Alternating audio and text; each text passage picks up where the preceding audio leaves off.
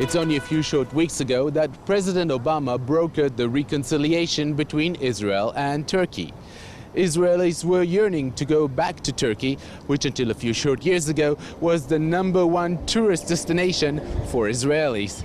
Travel agencies are trying to accommodate the increasing demand, with hundreds of Turkish charter flights already scheduled to land at Tel-Aviv airport in the next few months to take Israelis to Antalya and other popular tourist destinations.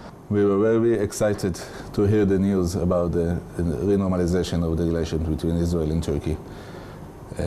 As we all know, the people are the ones who are making the relations better. We're doing a better job than the leaders.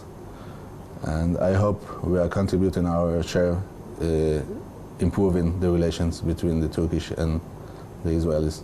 Shay Pardo represents in Israel the majority of the Turkish Charter carriers. His enthusiasm represents the general public's attitude towards the reconciliation. Since the reconciliation, we had an increase of 30 to 35% of the reservations to Antalya. In the past 2 weeks, we started having 3 flights a week. And as we draw to the summer, we're going to have daily flights with our co-partner, Onur Airlines. So since the Israelis stopped going over there to Antalya, they built new hotels, resorts. But the concept of all included, it's pretty much the same. This is what Israelis love.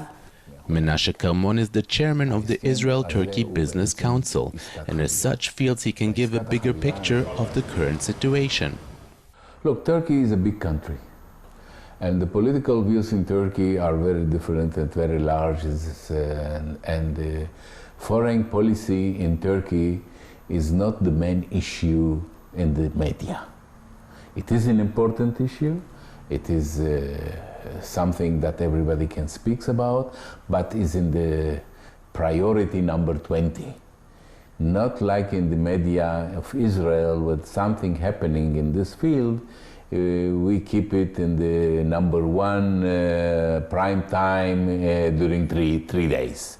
We cannot examine their economical challenge or economical success only through the Israeli eye. It is negligible. But when we see the bilateral connections, Turkey for Israel is #6 in importance of the volume of commerce. And Israel is in #17.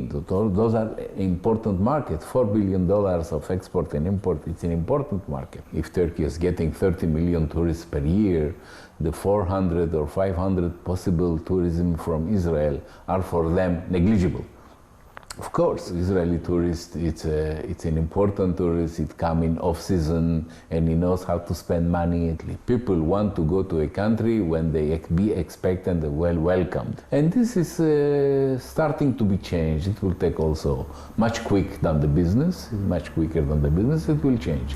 Many on both sides of the tourist industry are looking forward for a more prosperous summer season of Israelis spending their vacation in Turkey. Still early to say the exact figures, how many passengers are going to carry. But we hope to come back to the happy days back then, 3-4 years ago, which we operated more than 500,000 people per year.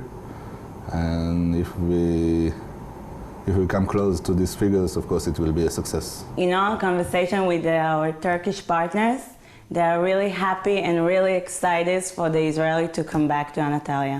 Before the Marmara incident created the rift between Turkey and Israel, over 500,000 Israelis traveled annually to Turkey for their vacation. And it seems that the Turkish business owners are now anxiously waiting to welcome the Israelis back to their country.